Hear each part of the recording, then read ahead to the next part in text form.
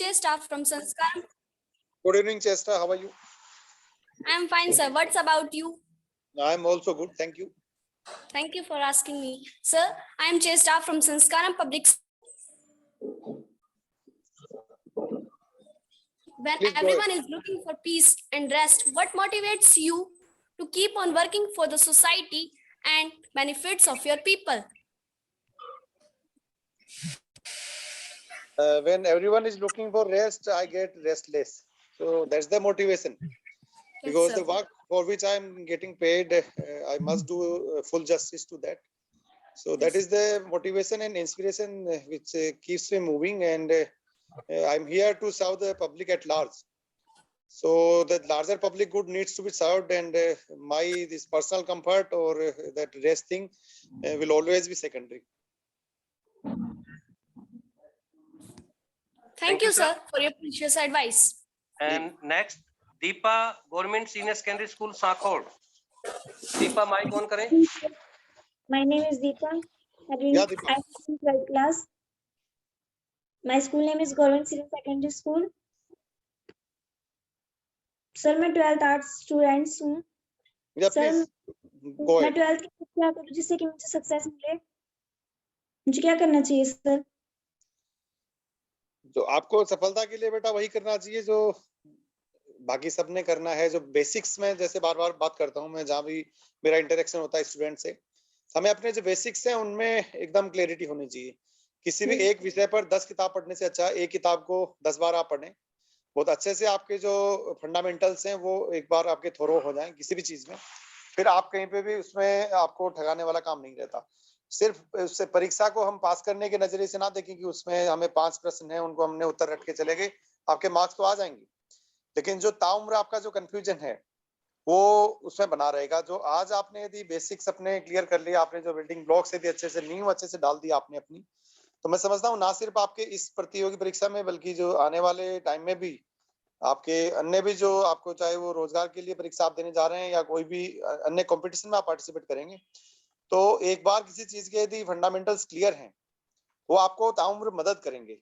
तो उसमें सक्सेस का सबसे बड़ा जो क्राइटेरिया है कि एक सततता, जो हम कंटिन्यूटी जिसको बोलते हैं, जो निरंतर अभ्यास की जो बात है, उसका कोई मतलब सब्स्टिट्यूट नहीं, और हार्ड वर्क का कोई शॉर्टकट नहीं. जो आपने मेहनत करनी है, तो बच्चों का भी ये मैं मानता हूँ कि जो विद्यार्थी जीवन में आपका जो मुख्य जो प्राइमरी जो आपका गोल होना चाहिए वो अच्छी शिक्षा ग्रहण करना और उसको ज्यादा से ज्यादा चीजों को दिमाग में रिटेन करना.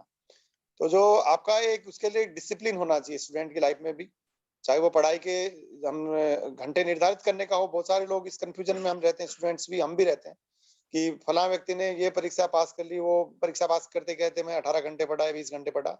ऐसा कोई इसका हार्ड एंड फास्ट नहीं कि आप 18 घंटे पढ़े, 20 घंटे पढ़े, भले ही आप 18 मिनट पढ़े, लेकिन जो पढ़ाई कर रहे हैं वो आपके दिमाग में वो रिटेन हो, आपकी परमानेंट मेमोरी में वो जाए और एक कॉन्सेप्चुअल क्लैरिटी के साथ में जाए, तो वो आपको मदद करेगा. अब सिर्फ आज यदि हम उसको टेम्परेरीली कोई भी चीज को रट लिए या थोड़ा सा उसकी समझ बहुत अच्छे से हमने नहीं बनाई, तो हो सकता है उस एक मोमेंटरी तो हमें मदद मिल जाएगी, लेकिन जो लॉन्ग टर्म में वो हेल्प नहीं करेगा. तो हमारी एक जो कॉन्सेप्चुअल क्लैरिटी हो, उस पे हार्ड वर्क, इन दो चीजों पे हमें फोकस करना होगा.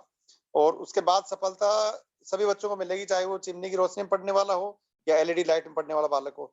तो सफलता सबके लिए बराबर है जी. अगला विद्यार्थी निकिता जी हैं, मातनेल जी SSS से. निकिता आप अनम्यूट कीजिए और पूछिए सवाल. Good evening, sir. जी good evening. My name is Nikita and I am a student of 12th class and my school name is Government Senior Secondary School Matnil. Sir, I want to ask you that most of our parents have a thinking that if any student good score good marks, then he or she should take a science stream. Sir, please tell us that it is worthy and it is success rate of maximum science student. Sir, please share how can we change this mentality of our parents. Nikita, this was the fundamental or the golden rule of our days, not anymore. So now information is free flowing and all the parents and even students have become smarter. During our time, there was dearth of technology, and in most of the cases, the subject chosen by the students was decided by parents based upon advice from some of the teachers or maybe some so-called learned persons of the society. So the yardstick, the sole yardstick was that somebody is scoring maybe some 80% or above, then you go for science stream or math stream and all that. But if the somebody is not getting even first division, then he or she cannot go for science.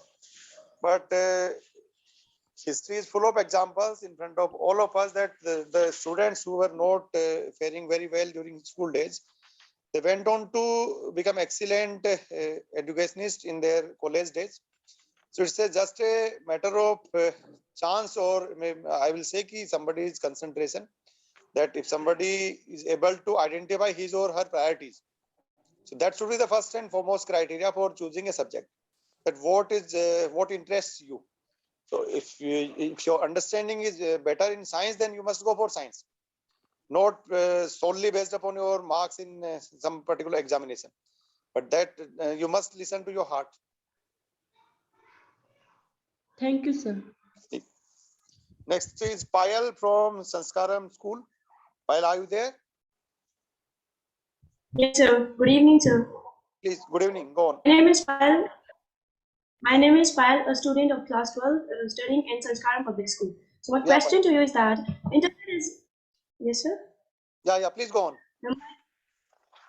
Yes, sir. My question is that internet is flooded with the examples stating that the successful entrepreneurs or the high profiles are the school dropouts or the college dropouts.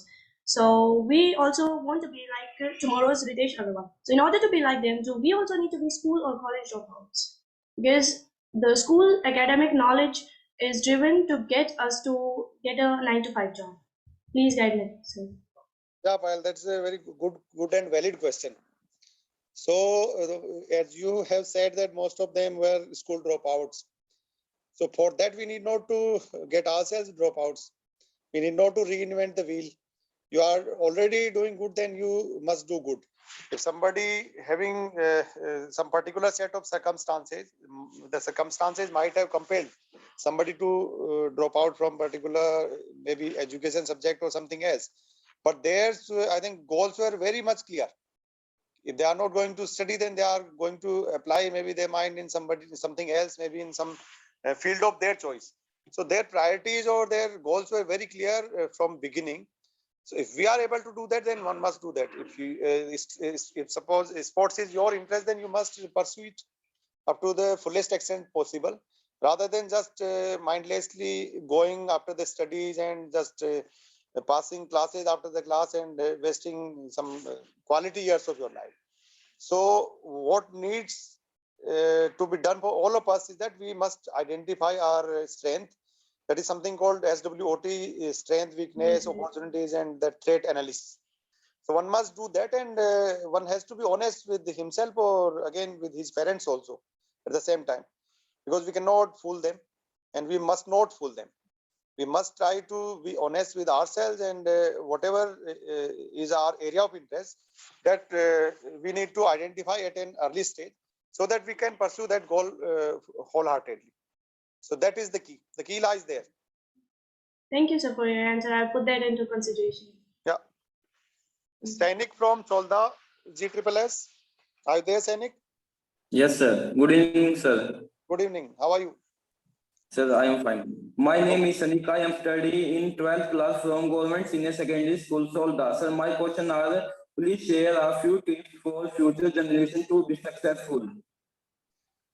So the first and foremost goal for the future generations to become successful is to ensure quality screen time.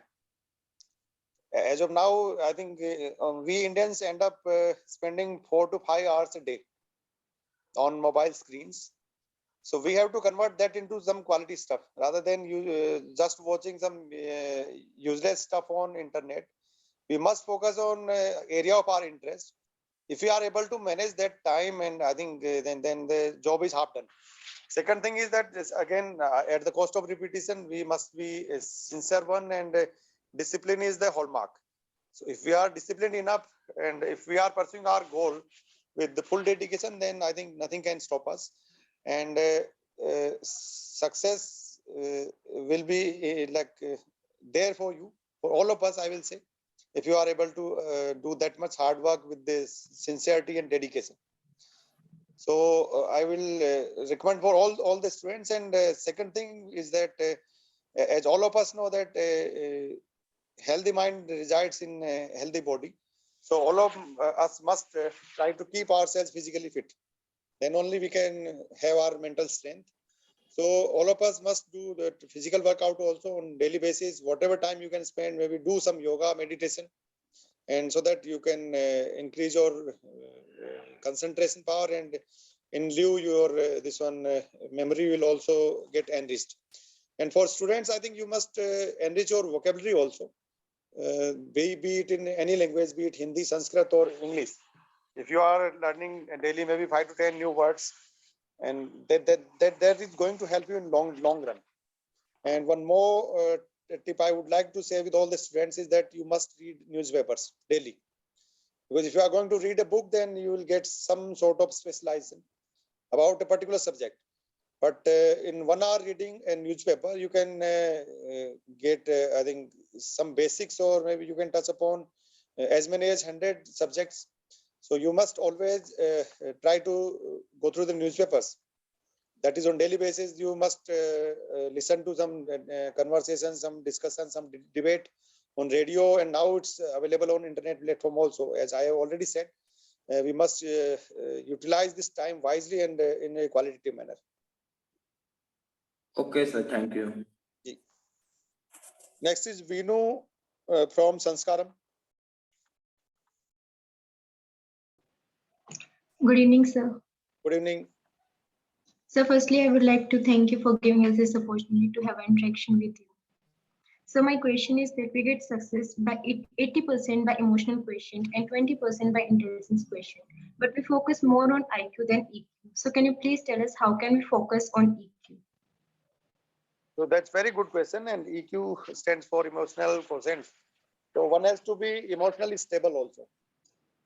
So that is the very good quality for students, and during olden days of Gurukul, the perseverance was the key, and the students were always, I think, tested upon their emotional stability also, how they are, their behavior is during the attenuating circumstances. When things are getting difficult, whether they are able to go or not. So that is the attitude, and what matters most is the aptitude. How do we approach a particular set of circumstances that decides the fate of a particular task? And I think all of us must work on the basics. If the basics are clear, then we are able to build upon, and step by step, one step at a time, I think we can progress in a positive direction. So that will help all of us in the longer run. So one has to be emotionally stable. It has to be practiced over a period of time, and it's an interplay of the surroundings in which an individual is living. So our whole ecosystem is deciding a particular individual's response, but that response can be, I think, attuned to or the customized or with the practice, and by, I think, learning from the circumstances.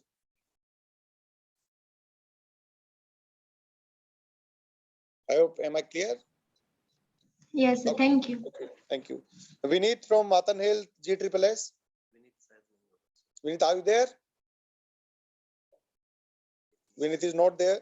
So we'll go to next. Himanshu from GSSS, Chuchakwas. He's also not there. But the question both of them have asked is regarding preparation for civil services, how to improve the concentration, and how to overcome exam stress. Both the questions are, I think, related. Good evening, sir. Himanshu is there? Yeah, Himanshu. Good evening. Good evening. Good evening. Good evening. Please go on. You can ask sir your मैं question. जी, पूछिए. Sir मैं राजकीय वरिष्ठ माध्यमिक विद्यालय चुचकवास में कक्षा 10 का छात्र हूँ. जी. सर मेरा आपसे सवाल है कि अब हमारी फाइनल परीक्षा आने वाली है. जी.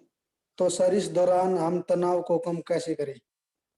तनाव को कम करना है तो बच्चे सबसे पहले तो जो आपने अब तक पढ़ लिया, अब एग्जाम सर। का टाइम आने वाला नजदीक, तो जो आप अब तक पढ़ चुके उसको खाली दोहराने का समय है।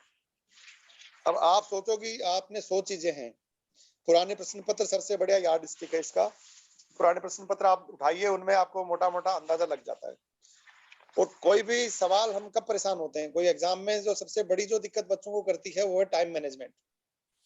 अब 2 नंबर का सवाल है, उसमें 100 नंबर नहीं मिल सकते। हम लोग गलती कहाँ करते हैं कि जो सवाल हमें बहुत अच्छे से आता है, हम उसमें जो टाइम है, मान लो 5 मिनट उस प्रश्न पे आपको देने थे, पर आपने उस पर ही टाइम लगा दिया ज्यादा, तो बाकी क्वेश्चंस के साथ फिर आप जस्टिस नहीं कर पा रहे। आपको उस समय एक अननेसेसरी का एक बेचैनी सी, आपकी एंजाइटी जिसको बोलते हैं, वो प्रेशर, वो सब चीजें एक साथ आ जाती है। तो टाइम मैनेज करना हमें सीखना पड़ेगा, निजी जिंदगी में भी और जो परीक्षा कक्ष में भी, वो प्रैक्टिस से आएगा। तो आप पुराने प्रश्न पत्रों को दोहराइए, उनको हल करने का प्रयास कीजिए डेली। यदि एग्जाम कंडीशन में डेली आप एक बार घर पे भी आप है, मान लो 2 घंटे का प्रश्न पत्र होता है परीक्षा कक्ष में, तो आप 2 Yes, घंटे sir. एक बार उस पेपर की जरूर आप घर पे प्रैक्टिस कीजिए। कोई भी पेपर उठा के आप उसको आंसर करने की कोशिश कीजिए, उसमें आप देखिए कितना समय आप मैनेज कर पाए। तो उन प्रश्नों के उत्तर आप यदि ठीक से 10 प्रश्न है तो 2-2 मिनट की आपने 20 मिनट का हो गया। उस तरह से आपको समय को डिवाइड करना पड़ेगा। और जो चीज आपकी, जैसे मैं बार बार बताता हूँ कि जो कॉन्सेप्चुअल क्लैरिटी है वो हम सबको होनी चाहिए। यदि स्टूडेंट ने अच्छे से चीजें, यदि हमारे बेसिक्स क्लियर है, तो उसपे कैसा भी आड़ा टेढ़ा कैसा भी सवाल कोई पूछ ले आपसे, उसमें आप उसका कुछ ना कुछ उत्तर दे पाएंगे।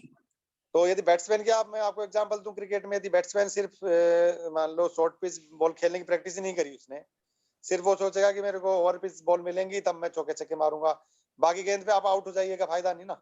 तो one has to be allrounder, वो सब पे लागू होता है। आपको ऑलराउंडर बनना है, सब बच्चों को आने वाले समय में खासकर। तो उसमें पढ़ाई भी अच्छी आनी चाहिए आपको, आपका कन्वर्सेशन भी बहुत अच्छा, आपका प्रोनाउंसिएशन हो, आपका जो कम्युनिकेशन स्किल्स बहुत अच्छे आपके हों। तो बहुत सॉफ्ट एंड जो स्किल्स की हम बात करते हैं वो भी आपके अच्छे से, वो पर वो टाइम के साथ आएगा, प्रैक्टिस के साथ। आप एक दिन में चांद पे नहीं जा सकते। तो सब बच्चों के लिए मैं यही कहूंगा कि दूसरों को देख के कंपेरिजन नहीं कीजिए कि वो फला बच्चे ने 1 महीने में पढ़ के इतने मार्क्स को ले आया, मैं तो 10 दिन में ले आऊंगा। हर व्यक्ति का, हर बच्चे का अपना अपना एक ग्रेस्पिंग पावर होता है, सबका मेमोराइज करने का एक दायरा होता है। जो हमारी जो परिस्थितियां होती हैं उनमें बहुत सारी चीजें डिपेंड करती हैं। घर में कैसे हमें वातावरण में मिल रहा है, हमें स्कूल में कैसा हमारे दोस्तों का ग्रुप है, ये सब चीजें उस पर डिपेंड करती हैं। वो अब ओवरनाइट तो वो चेंज नहीं हो सकती। अभी तो बेसिक्स पे आप ध्यान दीजिए कि जितना आपने पढ़ लिया उसको दोहराना है। दोहराने का सबसे अच्छा समय होता है सुबह का। आपको मान लो मन लग ही नहीं रहा, रात को 10-11 बजे जबरदस्ती पढ़ने की आवश्यकता बिल्कुल नहीं है। आपका दिमाग फ्रेश होना चाहिए। सुबह थोड़ा उठिए जल्दी, थोड़ा वॉक करके आइए, उसके बाद में आप 1-2 घंटे सुबह सुबह आप लगाएंगे टाइम, तो उसमें चीजें बिल्कुल दिमाग में लॉन्ग टर्म में भी स्टेबलाइज होती हैं। तो यही एग्जाम हॉल में भी डिस्ट्रेस करना है अपने आपने, और ये यहीं से आपने शुरू करना पड़ेगा। तो अभी this is the right time. सभी बच्चों के लिए मैं कहूंगा कि अभी सर्दी तो है, सर्दी का भी ख्याल करना अपने घर में। थोड़ा बहुत जो भी आप 5-10 मिनट अपना योगा आप कर सकते हैं, जो भी आप फिजिकली एक्सरसाइज आप कर सकते हैं सुबह। लेकिन अब थोड़ा जल्दी उठने का आप बनाइए सब बच्चे, और सुबह सुबह जो भी चीज आप पढ़ेंगे वो आपकी मेमोरी में लंबे समय तक वो चीज रहती है। ठीक है सर, थैंक यू। जी, ममता फ्रॉम दादरी तोय GSSS। Yes, sir. जी Mamta. My name is Mamta. My school name is Government Senior Secondary School Dadri Toy Jajjar in class 10th. My question is, how can we become NIS? Good question. So at least you are asking this question in the class 10th. Sir. So that holds the key. तो आपने इतना जल्दी ये सवाल पूछ लिया, तो जितनी जल्दी हम सवाल को पूछ लें अपने जीवन में हम क्या बनना चाहते हैं, if our goal is clear, then I think we can start building upon that. And if you are asking in class 10, then I think sky is the limit. You can crack this exam in this just after your graduation. So first you will have to do your class 11, then 12, then you have to do some graduation. Graduation can be from correspondence also. There have been examples, n number of examples in front of us. The students who were not even in regular enrollment in, they might have done correspondence degree, and still they went on to crack the examination in the very first attempt. So self confidence is the key. but overconfidence is it may spoil the game. So starting from your schooling itself, maybe from class 10th or 12th, if you can start reading newspapers on daily basis, you can start listening to radio maybe for half an hour, or you can follow TV debates also, the happenings of national or international importance also, the current affairs you can start following on daily basis. So general knowledge, general science, and you can follow basically the NCERT books in particular subject, because if you are having good time or the sufficient time, then you must go through the syllabus once. What does it ask for? The UPSC exam is conducted in 3 stages: prelims, then mains, then the interview. And there is no watertight compartment. There is a misnomer that first we have to prepare for prelims, then the mains, then the interview. So all 3 have to be simultaneous. All 3 have to be done together. So you can start preparing right away, and you can follow the syllabus first. Then maybe after reaching class 12, you can go through the all your newspapers also, sorry, question papers, and that will give you a fair bit of idea that what is the subject matter, what are the likely questions, and what is the right approach to answer the questions. So I think that should be sufficient for now. Is that clear, Mamta? Yes, sir. Okay, sir. Thank you. Good, good. Next is Anu from GSSS Badani. GSSS Badani. Sir. Good evening, sir. Ji, good evening. Sir, I want to become IAS. So I want to know about preparations for UPSC exam. Which books are important and helpful for us? Mamta also wants to become an IAS. Preeti also. I think most of them want to become an IAS. That's very good. And that's very enriching trend and very good trend, as I already told some moments back. For preparing for the UPSC, you'll have to have the fair bit of idea about the pattern of the examination, then the structure of the paper, and then only you have to start preparing for it. So like focus is on like aptitude. The CC said now the prelim examination is called Civil Services Aptitude Test. So it's more of aptitude. You must have the basic grounding in particular subjects, and I think in-depth analysis of a particular I think basic concept that will help you in the long run. So you can start following the newspapers, the radio maybe, or the TV debates, and you can refer one particular magazine maybe of your liking. There are 5-6 magazines. Pratikta Darpan is one of them. Civil Services Chronicle is also there. So you can choose any magazine of your liking in which you have the comfort level. So that comfort level needs to be arrived at, and that will come with the practice only. If you just follow the syllabus maybe for 1 or 2 months, just go through the syllabus, then the old question papers, then you will have at least have some grounding in the subject that these are the questions. Then you can start focusing upon those particular aspects. Maybe if you are good at some science subject, then you can choose that particular subject as one of your optionals, because now only one optional is there. Then you have to have some good knowledge of maybe some mathematical ability or general mental ability, that is called, and some statistical analysis also required. Then some applied for the practical aspect of science, be it chemistry, physics, or other subjects. So you must start preparing for them, and in a phased manner, and we can have some more sessions if you are desired so. Thank you, sir.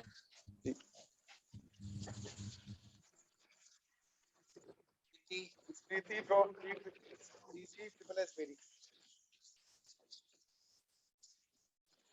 प्रीति है बेटा? प्रीति का भी वही query है कि IAS बनने के लिए क्या सब्जेक्ट लेना चाहिए 11th स्टैंडर्ड में। बेटा कोई सब्जेक्ट की कोई लिमिटेशन नहीं।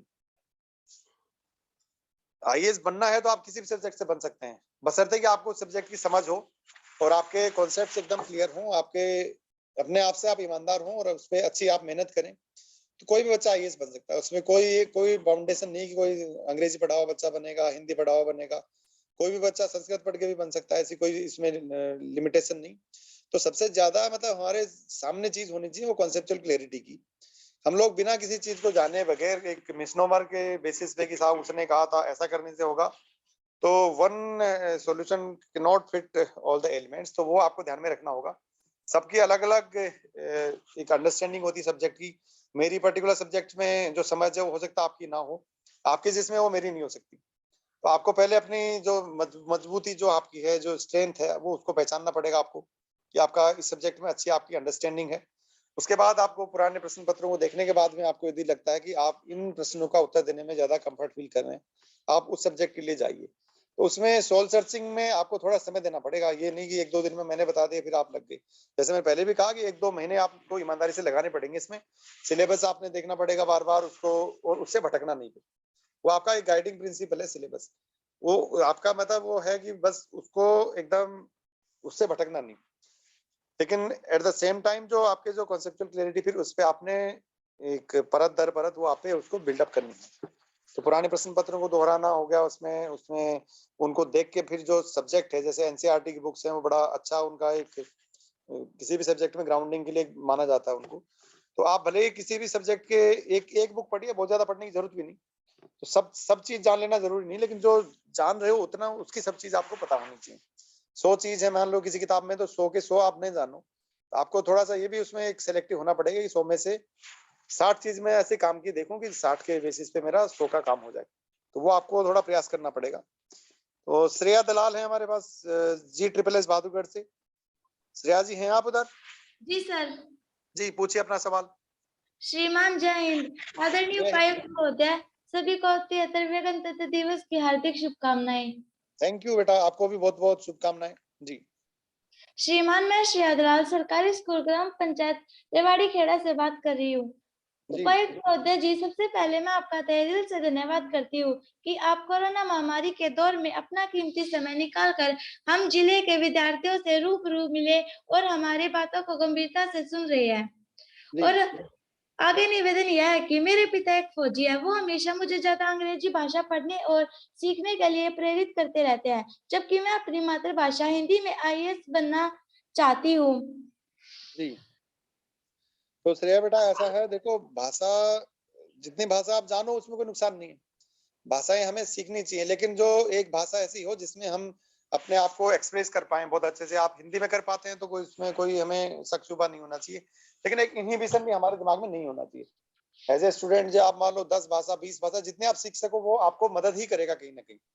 तो पिता तो यही चाहते हैं आपके पिताजी की भी, ठीक है मेरी बेटी ये भाषा भी जान ले। उनका ये मकसद नहीं होगा कि आप उसमें अंग्रेजी में जाके आप फेल कर जाओ।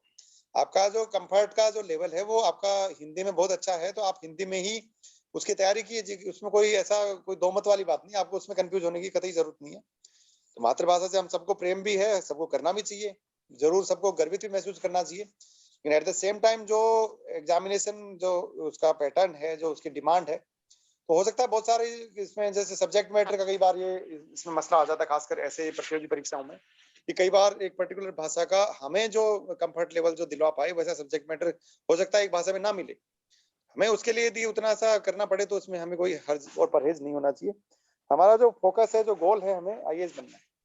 उसके लिए जो जो चीजें चाहिए वो हमें करनी चाहिए। उसके लिए चाहिए आपकी एक सिंसियरिटी चाहिए, आपकी एक मेहनत चाहिए उसमें अच्छे से, और आपकी एक कोई भी चीज पे समझ और पकड़ चाहिए। ये 4 चीजें हैं तो फिर किसी भाषा में आप कर सकते हैं। ठीक है श्रेया जी? जी सर। जी बेटा, अभी तन्नू है। Yes, sir. Good evening, sir. जी good evening.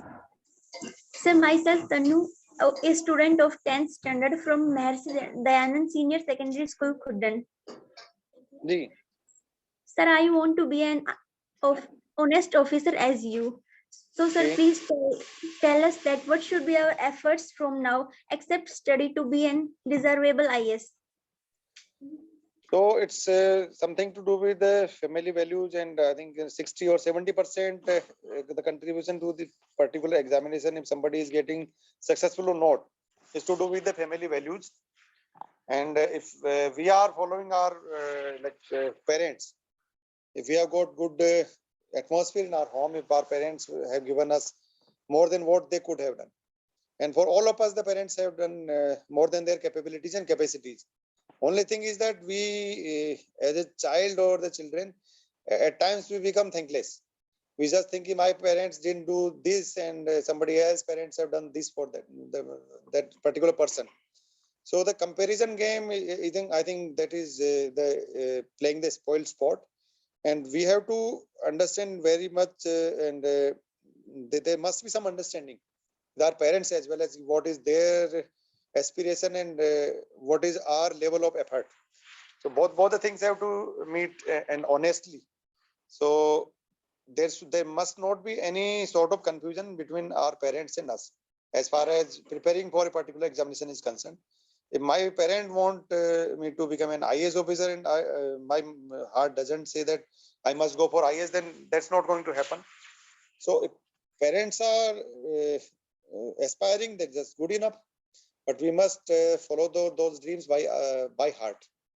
It's not going to help that if that particular thing we are only keeping in mind, but not following in our deeds. So then we are bound to meet the failure. And there is nothing called tough interview or the mains. All the stages of a particular examination are equally tough, and they are more tough for the persons who are closing themselves or their minds for a particular thing. So as I have already told that the key lies in the aptitude and the approach. How we are approaching to a particular set of circumstances, that is going to decide the outcome. So if you want to become an IAS, then we must study hard, and we must start early, because gone are the trend now, and with every passing year, the pattern is also getting changed with the desirable outcome or the expected outcome of the examination conducting body. So we must prepare for, I think, the changing circumstances also, and we must always be ready for innovation also, and our aptitude again is going to help us. If we approach things with a positive mindset, then we can solve most of the problems in our life. Thanks, sir, for your precious time and words. Thank you. Sonam from GSSS Jhajjar. Are you there, Sonam?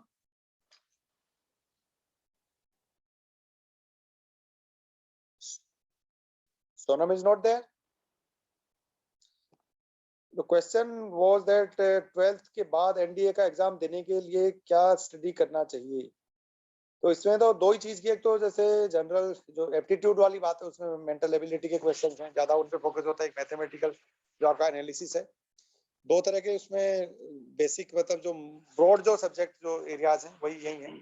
तो आपका एक उन दोनों subject में अच्छी पकड़ आपकी होनी चाहिए। वो आपकी स्कूलिंग में 10वीं से लेकर 12वीं तक बहुत अच्छे से, यदि आपने बेसिक्स अपने अच्छे से क्लियर कर लिए तो फिर कोई दिक्कत नहीं होती। जो जनरल मेंटल एबिलिटी हो गया या जनरल जो एप्टीट्यूड के क्वेश्चन है, तो जो चाहे स्टैटिस्टिक्स की बात करें या हम जो आम जीवन में जो डेली लाइफ में हमारी जो प्रैक्टिकल एस्पेक्ट है सब्जेक्ट का, उस पर फोकस होता है। तो वो देखते हैं कि आपका एकदम मेंटल मेकअप कैसा है, आप कितने अंदर से, आपका दिमागी तौर पे आप कितने मजबूत हैं। जो भी पीछे सवाल था कि IQ वर्सेस EQ, तो how emotionally stable you are, तो वो उसी का टेस्ट है। तो बाकी सब तो स्कूल में आप पढ़ ही रहे, सब बच्चे तैयारी कर रहे हैं उसकी, लेकिन कुछ बच्चे हैं कि वो और ज्यादा मेंटली, हम अपने आप से ही वो हैं अंदर से, कुछ का बिल्टअप ऐसा है, कुछ ने अपनी प्रैक्टिस वैसी करी है, कुछ का रुझान भी उस फील्ड को लेकर, तो वो सारी चीजें उसको चीज को डिटरमाइन करती हैं। अगला हम सवाल लेंगे, प्रीति जी हैं, बरहाना GSSS से। प्रीति, आप हैं यहाँ पे? Yes sir, good evening sir. Good evening, good evening, please go ahead. How are you sir? I am good, thank you. How are you? I am fine sir. जी सर, मेरा आपसे सवाल है कि मतलब कि अब की बार जो पेपर है वो थोड़ा सा डिफरेंट आएगा जी, और उसमें जो है मतलब कि 95% से अब मार्क्स लेने के लिए हम किस तरह पढ़ाई करें? तो आपको पढ़ाई तो वैसे करनी है जैसे आप पढ़ रहे हो, लेकिन सर इसलिए अब की बार थोड़ा सा अलग पेपर आएगा ना। हाँ, तो अब मैं बता रहा हूँ उसका, तो आपने पेपर जैसा पेपर आएगा वैसे जवाब आपको वैसा देना पड़ेगा। बाउंसर आएगी तो आपने उसके हिसाब से खेलनी है। जैसे क्रिकेट में होता है ना, कि जैसी बॉल आएगी बैट्समैन को तैयार होना है। वो आपकी तैयारी बेटा तभी हो पाएगी जब आपके बेसिक्स उस सब्जेक्ट में क्लियर है। अब भारत की राजधानी क्या है? दिल्ली है ना? Yes sir. ये किसी भी भाषा में कोई पूछ ले, भारत की राजधानी दिल्ली रहेगी। हमारा जो मेंटल मेकअप है वो इस तरह से होना चाहिए कि भाई कुछ भी पूछे तो एटलीस्ट जो हमें बेसिक कुछ सब्जेक्ट का हमें यदि पता है तो उसमें भले ही सवाल घूम फिरा के आ जाए, हमें उसका जवाब देने में कठिनाई नहीं होगी। और एक खास बात बच्चों के लिए कि जो समय प्रबंधन तो बहुत महत्वपूर्ण है ही परीक्षा कक्ष में। एक गलती हम बच्चे क्या कर देते हैं कि उसको जैसे प्रश्न पत्र हमें मिला फटाफट के उत्तर लिखना शुरू कर देते हैं। थोड़ा सा मतलब मैं चाहता हूँ कि उसमें थोड़ा सा समय आप उस प्रश्न पत्र को पढ़ने में लगाएं। जो सवाल जो पूछा गया है, सवाल आपसे पूछा मान लो कि भारत की राजधानी दिल्ली झज्जर के किस तरफ स्थित है। अब आपने पढ़ लिया कि भारत की राजधानी दिल्ली, आप लिखने लग गए उस पे, आपने पूरा पेज भर दिया तो नंबर नहीं मिलेंगे बच्चे। तो सवाल में पूछा क्या गया है उसको समझना है, हमें पड़ेगा कि क्या पूछा है। सवाल के मान लो कई सवालों के 3 भाग होते हैं कि भारत की राजधानी क्या है, दिल्ली। फिर दूसरा आपको दे दिया कि भारत की राजधानी दिल्ली कब से बनी और उसके बारे में बताइए, मेजर ये हो गया। तीसरा कोई छोटा सा और पूछ दिया तो आपको फिर जो उत्तर है आपको उसी तरह से ब्रेकअप करना पड़ेगा कि आपने जो भारत की राजधानी का आपने जो बना दिया छोटा सा, तो उसको आपने देखना पड़ेगा। और जो आपका खाका कोई भी चीज का होता है, ईंट की थपाई देखी आपने, भट्टे पे ईंट थपती है तो एक उसका सांचा होता है। तो वैसे ही आपको बोर्ड ने खाका भी दिया होगा, एक ब्लूप्रिंट बना होगा बोर्ड का, आपको शायद शेयर हुआ होगा बच्चों को। तो बेटा उसी को फॉलो करना है हमने, मोटा मोटी तो उसी से चीजें निकल के आ जाएंगी। और 95% के चक्कर में ये मत जाना आप कभी भी एग्जाम में, नहीं तो फिर वो और अपने ऊपर आप प्रेशर ले लेंगे। 95% में 5% ऐड होके 100% प्रेशर और बैटरी जाम हो जाएगी। तो वो गलती नहीं करनी। आपने बिल्कुल फ्रेश दिमाग से परीक्षा को आपने अप्रोच करना है। समस्या को समस्या लेके नहीं एग्जामिनेशन हॉल में जाना, आपने समाधान लेके जाना है। समझ रहे हैं? यस सर, थैंक यू जैसे सर। ताला भले ही मतलब कुछ भी हो जाए, ताला या तो तोड़ा जाता है या खोला जाता है, तो आपके पास चाबी होनी चाहिए कि ताला खोलेंगे जाके।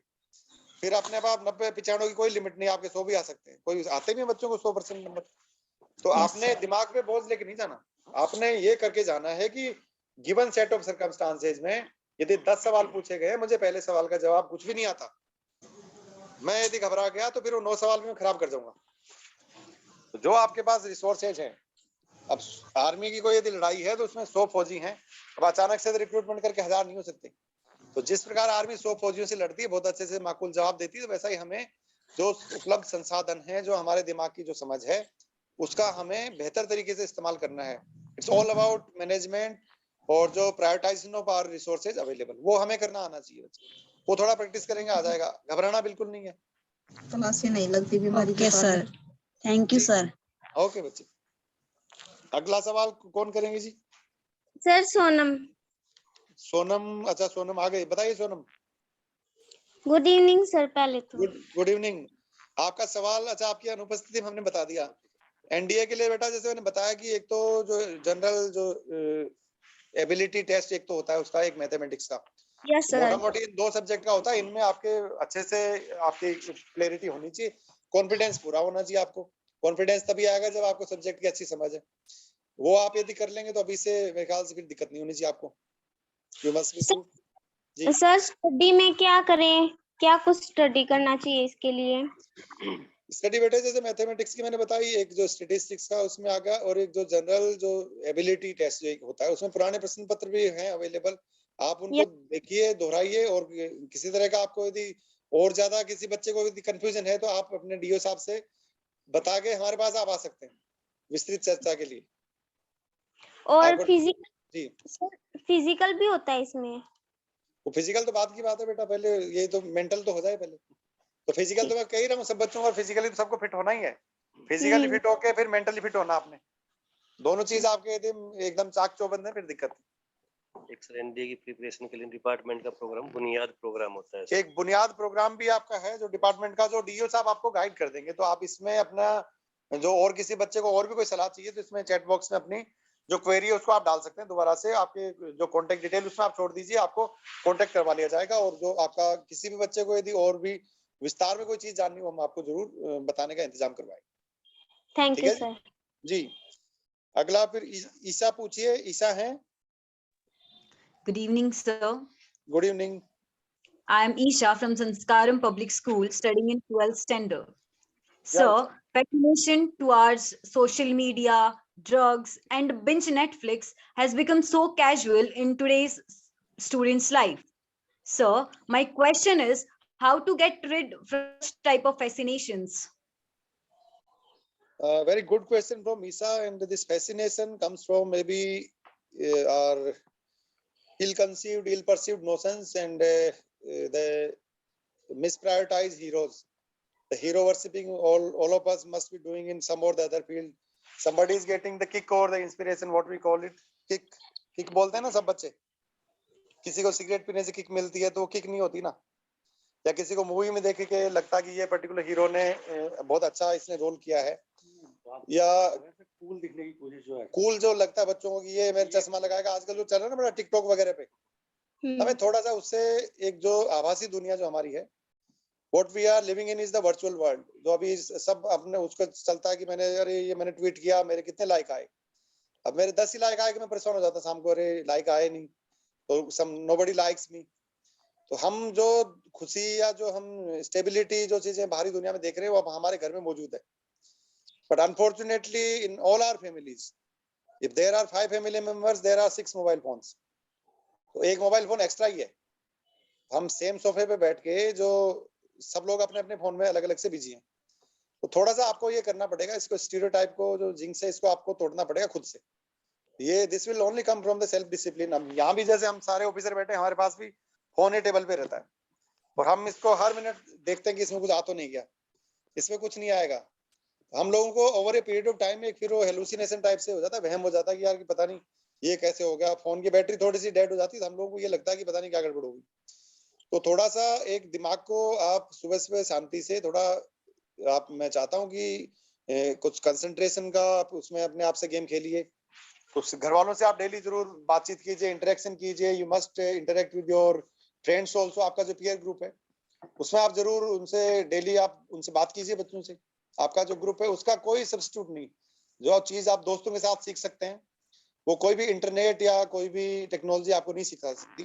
तो सभी बच्चों के लिए मेरी ये रिक्वेस्ट है. हमारे एसपी साहब भी आज हैं हमारे साथ, तो मैं चाहता हूँ कि वो भी आपको बताएंगे इस बारे में थोड़ा.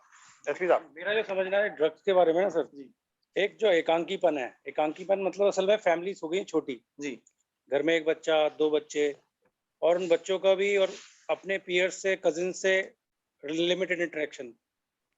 उन लिमिटेड इंटरेक्शन की वजह से अकेलापन, और उसकी वजह से ज़्यादा से ज़्यादा टाइम सोशल मीडिया पे या सोशल मीडिया ऐप्स पे काटना, क्योंकि फिजिकल कनेक्शंस, इमोशनल कनेक्शंस नहीं है लोगों के अपने कजिन्स के साथ में, अपने ब्रदर सिस्टर्स के साथ में. तो इसमें लोनलीनेस है ज़्यादा. और दूसरा इन्फ्लुएंस की जो मूवीज़ ने और जो कल्चर बना दिया है थोड़ा कूल दिखने की कोशिश में, तो ये एक असर डालता है इस वजह से. तो इसमें सजेशन यही है कि पेरेंट्स को एक तो अपने बच्चों का ध्यान रखें, बच्चे अपने टाइम कहाँ बिता रहे हैं, और जो पीयर्स हैं, ब्रदर सिस्टर, आपस में जितनी इंटीमेसी होनी चाहिए, जितनी एक दूसरे में मोहब्बत होनी चाहिए आपस भाई बहन के बीच में या भाइयों के बीच में या कजिन्स के बीच में, उन रिलेशनशिप को रिन्यू करने की जरूरत है. एक दूसरे से डेली बात करने की जरूरत है, फिजिकली या फोन पे, या कम से कम मिलने की. वो चीजें कम हुई हैं, इसकी वजह से जीवन में एकांकीपन बढ़ गया है. और जब कोई मुसीबत आती है, समस्या आती है, तो उस वक्त बच्चों को समझ में नहीं आता हम क्या करें. या तो वो कोई एक्सट्रीम स्टेप उठाते हैं या उस चीज को भूलने के लिए ड्रग्स का इस्तेमाल करते हैं. सबके जीवन में खासतौर पे टीनेज में जो प्रॉब्लम्स आती हैं उनको समझने की एक तो कैपेबिलिटी नहीं होती, और लोगों का क्लोज ना हो पाना, फैमिली के पास टाइम अवेलेबल ना होना, पेरेंट्स का, माँ का, बाप का, या एज ग्रुप का डिफरेंस भी बहुत ज़्यादा है. वो हमारी समस्या को समझ नहीं पाते. हमें ऐसा लगता है कि पेरेंट्स शायद इस बात को समझ नहीं पाएंगे या उसको मिसअंडरस्टूड होगा, तो इसलिए हम डिस्कस नहीं करते. और उन इश्यूज की वजह से फिर प्रेशर क्रिएट हो जाता है. अच्छी बुरी चीज़ें, गलतियाँ होती हैं, उन गलतियों को अपने पेरेंट्स के साथ में, अपने ब्रदर सिस्टर के साथ में शेयर नहीं करते. लगता है कि इसमें डांट पड़ेगी, हमारा क्या परसेप्शन बनेगा, हमें क्या बुरा भला होगा. तो इस चक्कर में वो चीज़ें बिल्डअप होती जाती हैं, और जब वो ज़्यादा प्रेशराइज हो जाती हैं तो फिर हम बताने की हिम्मत नहीं कर पाते. इसकी वजह से फर्दर फिर डिप्रेशन में या फिर ड्रग्स के चंगुल में चले जाते हैं. तो इसलिए सलाह ये है कि अपनी प्रॉब्लम्स का डिस्कशन करें अपने दोस्तों के साथ में, अपने पीयर्स के साथ में, पेरेंट्स के साथ में. बहुत ज़रूरी है चीज़. प्रॉब्लम सबके साथ होती हैं, और डिस्कस करना, उसका समाधान निकालना ज़रूरी है. सुना बच्चों, जैसे एसपी साहब ने बताया, तो देखो हर समस्या का समाधान मौजूद है इस दुनिया में, और ये फोन ज्यादा देखना भी एक नशा है. तो सब बच्चों को आज ये प्रण लेना होगा जो मेरे साथ जुड़े हैं कि एक तो जो स्क्रीन टाइम है, आप यदि 2 घंटे देखते हैं तो कल से इसकी कटौती 1 घंटे की कर दीजिए आप ईमानदारी से। और फोन पे जो क्या आप देखते हैं, कम से कम ये आप घर वालों से नहीं छुपा सकते। हम भी कभी बच्चे थे बेटा, तो आप आज जो आप देखते हो फोन पे वो हमें पता चलता है, ऐसी बात नहीं है। लेकिन एक माँ बाप का एक वो एक दायरा होता है, एक वो जो आंख की शर्म हम जिसको बोलते हैं, वो जरूर हम बच्चों की भी जिम्मेदारी है कि वो माँ बाप की आंख की शर्म भी बनी रहे। और माँ बाप की डांट जितनी आप खाओगे उतना बुढ़ापा आपका ठीक खुद का कटेगा। तो अभी वो डांट नहीं है, वो ये समझिए आपको बूस्टर डोज है वो, उसको पॉजिटिव वे में लेना है हमेशा। जैसे ब्लू व्हेल और ये सारे देखो तमाम नेगेटिव गेम्स हमने देखे हैं। अभी कोई भी गेम हो, पॉजिटिव गेम हो, चेस खेलो आप बैठ के घर वालों के साथ, सांप सीढ़ी देखिए सबने, सांप सीढ़ी खेलो, अपने पेरेंट्स के साथ खेलने की कोशिश करो, घर पे टाइम बिताओ, उनसे आप बात करो। हो सकता है उनके जीवन में कोई परेशानी हो, वो आपसे शेयर नहीं कर पा रहे। हमारे साथ समस्या यही कि हम उसको समस्या का समाधान हम खोजते हैं इंटरनेट पे, कि कोई बाबा हमें बताएगा, कोई हमारा दोस्त हमें बताएगा, कोई हमारा व्हाट्सएप ग्रुप बताएगा, कोई नहीं बताएगा। उस समस्या का समाधान आपके पेरेंट्स के पास है, हर चीज का। ऐसी कोई समस्या नहीं जिसका कोई समाधान नहीं बना हो। तो मैं आपसे ये मेरी गुजारिश है सभी बच्चों से कि ड्रग्स वगैरह का तो बिल्कुल आप सहारा कोई लेने की भी ना सोचे, ये टेम्परेरी है। आपको किसी को लगता है ना कि भाई ड्रग लेके या कोई सिगरेट पीते हम, जैसे किसी को, जैसे मैंने पहले बताया कि एक आइडोलाइज हमने कर दिया कि फला हीरो पता नहीं कौन सी वो 2 रुपए वाली चैनी खैनी खा ली, किसी ने ये खा ली, वो उनके अपने इंटरेस्ट से और उससे हो रहा है। ये अच्छे और बुरे की समझ आपको हमको सबको है। तो थोड़ा सा अपने आंख और कान को खुला रखना, अपने जो डे टू डे हमारे जो वर्ल्ड में, जो रियल वर्ल्ड में जो चीजें हो रही हैं उनको फॉलो भी करना है। जो अच्छी चीजें होती हैं उनको हम उसमें डिफरेंशिएट हमने करना पड़ेगा, कौन सी चीज हमारे लिए हितकर है, कौन सी अच्छी चीज है। और ये नंबर नहीं आए इसलिए लोग झूल गए, वो सब कोई बच्चा नहीं करेगा। नंबर आएंगे जाएंगे, आपको फिर मौका मिलता है ना जिंदगी में। नहीं तो एक ही साल की जिंदगी होती है हमारी, मनुष्य की क्यों 60 70 100 साल की बनाई, इसलिए बनाई ना कि मनुष्य गलती करेगा, दोबारा से सीखेगा, उसको रीलर्न करेगा। लेकिन इसलिए थोड़ी बनाई थी कि गलती करके फिर आप उस गलती पे बिल्डअप करते जाओ, हर साल गलती नहीं करनी। ठीक है बेटा, क्लियर है ये वाला? Yes, sir. Thank you for your precious words. Sir. जी, Riddhima from PDM Public School. Yes, sir. Good evening, sir. I'm Ridhima, a 12th grader from PDM Public School. Thank you for this opportunity today, and I hope you're doing well. Thank you. My question is, how do we keep a cool mind during this pandemic of COVID, despite all the anxieties rising up about what's about to happen next? That's a very good and I think relevant question for all of us. For the past 2.5 years, I think we have been, all of us are struggling in one or the other form. And there are rarely any families who not have lost their dear ones. So it has been a difficult time, but there is no end to human endeavor. And always one must believe in himself and his or her abilities. If we see the sunny side of the life, there are always ups and downs in our life. And all of us are having our limited quota of happiness. It's just like a 1 liter water bottle. If somebody's happiness comes from maybe out of 1000 ml, if 700 ml comes from the family atmosphere, maybe 200 ml from your job satisfaction, or maybe 100 ml from your personal grooming. So the quota is limited. It can vary from individual to individual. So one has to always try to stay focused and be positive, and try to look upon or approach the things from a positive mindset. And all of us can always be happy. Sir, जो ये pandemic में हमें ये सिखाया है कि minimalistic lifestyle कितना जरूरी है और एक्चुअली पॉसिबल है। बिल्कुल। मिनिमलिस्टिक का मतलब है कि हमें चीजों की इतनी जरूरत नहीं है जितनी चीजें हम लोग यूज करते हैं। आप लास्ट टाइम शॉपिंग कब गए थे? 2.5 साल हो गए। शॉपिंग मतलब हमने पिछले 2 साल से 2.5 साल से हम शॉपिंग करने से बच रहे हैं, और उसके बावजूद भी हमारे पास ठीक ठाक कपड़े हैं, अच्छे सब खाने की चीजें हैं, और हमारा जीवन ठीक चल रहा है। हमारे रिलेटिवली खर्चे कम हुए हैं पेंडेमिक के पीरियड में, क्योंकि हमने ओवर स्पेंडिंग कम की है, रिलेटिवली कम की है।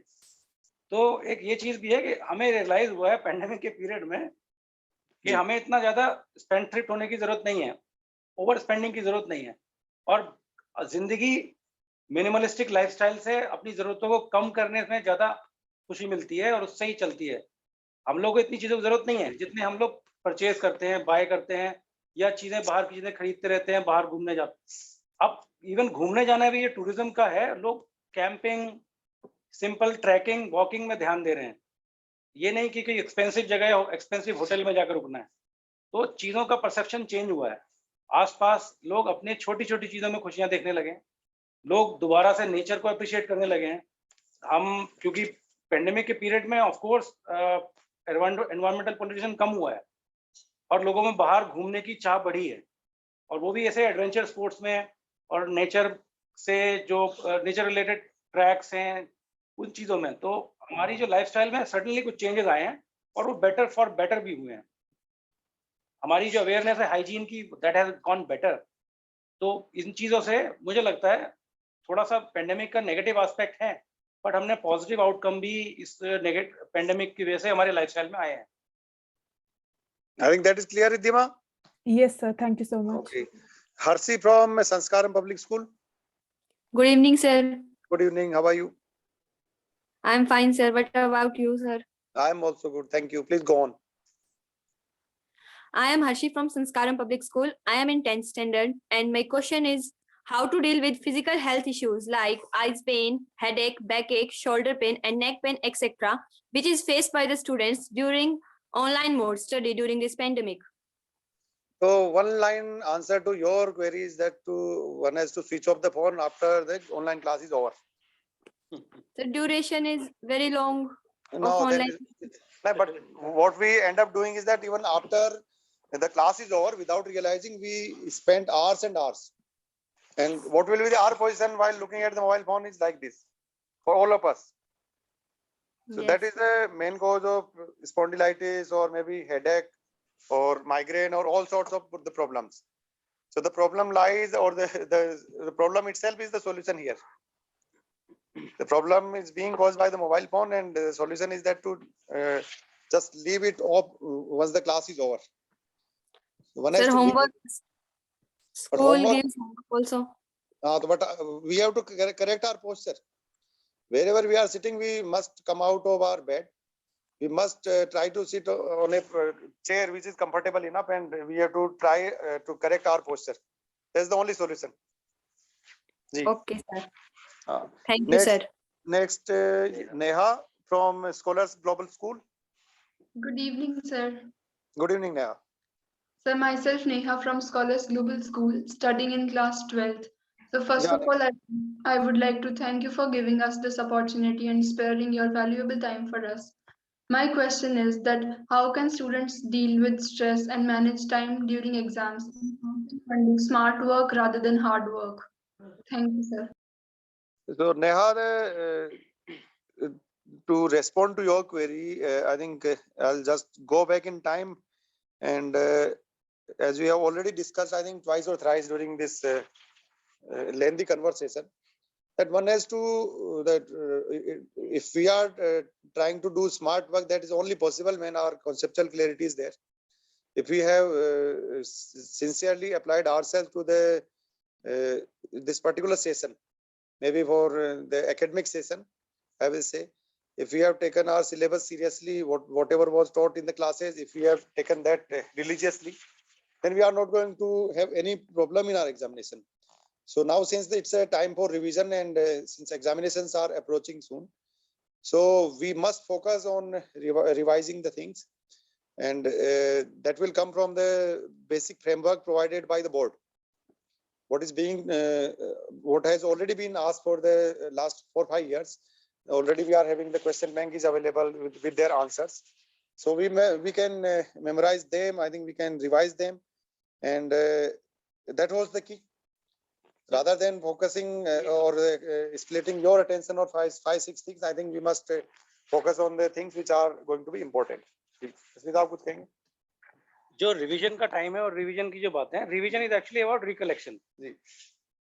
जो एग्जाम से पहले जो रिवीजन करते हैं लोग, दोबारा उन्हीं नोट्स को देखना और दोबारा उन्हीं चीज को करना, actually I think that doesn't help. What helps us actually is how do you recollect what you have learned. तो रिकलेक्शन कैसे डेवलप करें, उसको कैसे प्रैक्टिस करें, दैट इज इम्पोर्टेंट। रिकलेक्शन का ये है कि आप जो नोट्स देखते हैं, जो क्वेश्चन देखते हैं, आप क्वेश्चंस देखिए, अपने नोट्स देखिए, उसकी बस हेडलाइन देखिए, and just close your eyes and ask yourself कि आपको इसके बारे में कितना पता है, how much do you know about this particular topic, जिसकी आपने खाली हेडलाइन देखी है। रिकॉल करें आंखें बंद करके, and then open your eyes और चेक करें कि भी किताब में लिखा क्या क्या है, जो आपने नोट्स बनाए थे। आप में से आपको उसमें से कितना याद आया और कितना आप लोगों को याद नहीं आया। वो रीइंफोर्समेंट की टेक्निक है जो आप रिकलेक्शन के लिए आप इमीडिएटली टॉपिक की हेडलाइन देख के अपनी आंखें क्लोज करके अपने आप से पूछते हैं कि मुझे कितना इसमें से याद है, क्या क्या जानता हूं मैं इसके बारे में, क्या मैंने पहले कभी ये सुना है, तो किस संदर्भ में सुना है, किस कॉन्टेक्स्ट में सुना है, और कब ये चैप्टर पढ़ा होगा, अप्रोक्सीमेटली किस ड्यूरेशन में पढ़ा होगा, किसने पढ़ाया होगा।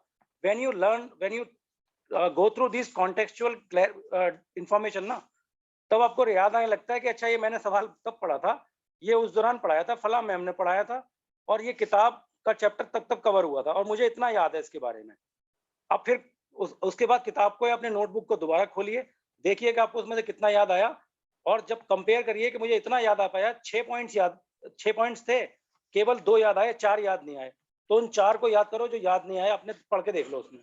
तो इससे रेनफोर्समेंट होता है मेमोरी का, रिकलेक्शन का। ये तरीका है ज्यादा से ज्यादा चीजें याद रखने का। आप अपने आप से जब तक कि रिकलेक्ट करने की कोशिश नहीं करोगे, आपको चीजें याद नहीं होंगी। और रिकलेक्शन होती है अल्टीमेटली अंडरस्टैंडिंग से। आपको पहले कॉन्सेप्ट समझना होता है, उसके बाद में उसका बेसिक अंडरस्टैंडिंग जरूरी है, फिर उससे अराउंड जो इन्फॉर्मेशन है वो रिकलेक्ट करने के लिए आपको सोचना पड़ता है। ये मेरे हिसाब से ये एक्सरसाइज बहुत जरूरी है।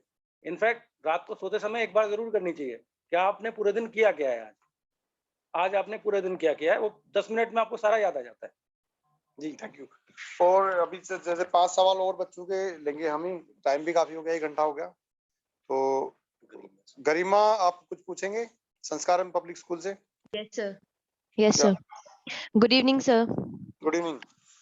I am Garima from class 10th in Sanskaram Public School. Sir, I would like to ask you to reflect on my question. My question is, does the Covishield immunity booster vaccine help us to get rid of corona or not? It's a like a contentious topic, I will say, and there have been a number of vaccines in the market, but as of now, what the ICMR and all the this one medical fraternity, what they have like clarified, or I think world over they have recommended as well, that vaccination holds the key to I think curtailing the ailment also, as well as its intensity. If somebody suppose is having comorbidity, some other ailments are also there, then it's definitely going to help by reducing the severity of that particular ailment. If somebody was requiring hospitalization, after administering this particular vaccine, the hospitalization requirement not be there. So it's a lifesaver in that particular context. तो हमारा department तो इसकी case study है। हाँ, police department, police as well as the health। बेटा ये even health department के लोग जब हेजिटेट कर रहे थे जी, तो पुलिस डिपार्टमेंट ने सब अपने पर्सनल को वैक्सीनेट करने का डिसीजन लिया था और कराया सबको जी। सेकेंड वेव जो पेंडेमिक की बहुत ज्यादा जो बहुत खतरनाक थी, उस दौरान भी हमारा एक भी पुलिसकर्मी साथी या पुलिस ऑफिसर जिसको एक भी वैक्सीन लगी थी, किसी की भी मौत नहीं हुई, जबकि हमारा एक्सपोजर सबसे ज्यादा था। हम सड़कों पे खड़े थे, लोगों से मिल रहे थे, लगातार फील्ड में थे लॉकडाउन के दौरान भी। तो ये चीज हमने पर्सनली एक्सपीरियंस की है। हमें दोनों वैक्सीन लगी हैं, मुझे ना फर्स्ट वेव में, ना सेकंड वेव में, ना थर्ड वेव में, तीनों वेव में मैं सेफ रहा हूँ। तो vaccines are effective, they are working, even booster dose will work for you. और जिन बच्चों का 15 साल से अधिक की आयु है अभी तो उन्हीं को लग रही है, बाकी जो आयु वर्ग के बच्चे होंगे उनके लिए भी आगे मार्च से शायद रोल आउट हो जाए। तो अभी तो आप यही करवाइए, एटलीस्ट इसका 100% कवरेज हमारा हो जाए। जिन बच्चों के ये 15 साल से अधिक आयु के जितने व्यक्ति हैं हमारे जिले में, अभी भी काफी सारे 70% के आसपास हमारा कवरेज हुआ है उसमें। तो मैं चाहता हूँ कि अभी 79% कवरेज बता रहे हैं, 79। तो आप सब बच्चों से मैं ये भी कहता हूँ कि सब आप अपने अपने फील्ड में अपील कीजिए अपने साथियों से कि जो 15 वर्ष से अधिक आयु के हैं वो जरूर इस वैक्सीन को लें। ठीक है जी। Sonia from Scholars Global School. Good evening, sir. Good evening. Good evening to all the members sitting. Myself, Sonia Dikshit, Scholars Global School. First of all, I would like to thank you for giving us your valuable time from your busy schedule. Sir, my question to you is, why do we have exams and why we are always judged on that single sheet of paper, as it can't judge our eligibility? When someone interacts with us, they just ask our marks and form the mentality about us on that basis only. How can we make them understand about this? So, first and foremost thing, Sonia, we must not try to make them understand. If our understanding is clear, and one single sheet of paper cannot decide your future, so don't take it that seriously. So don't get bogged down with the expectation of somebody else. As I already told in my earlier part of the discussion, that one has to be honest with oneself. And if you are doing good, then exams are just milestones to test your, as SP Saab has already told, your recollecting power. How much you can memorize or recollect and reproduce. It's all about that. If you are able to understand some particular concept, then the examination is just to test check. And there is certain methodology already devised for maybe entry to some particular educational institutions or maybe some particular job. So that is the basic requirement, nothing else. But that doesn't stop anybody from acquiring extra knowledge or the specializing in a particular subject. We must not take it in the negative connotation. I hope that clarifies. Thank you, sir, for your valuable words. Anisha from Sanskaram Public School.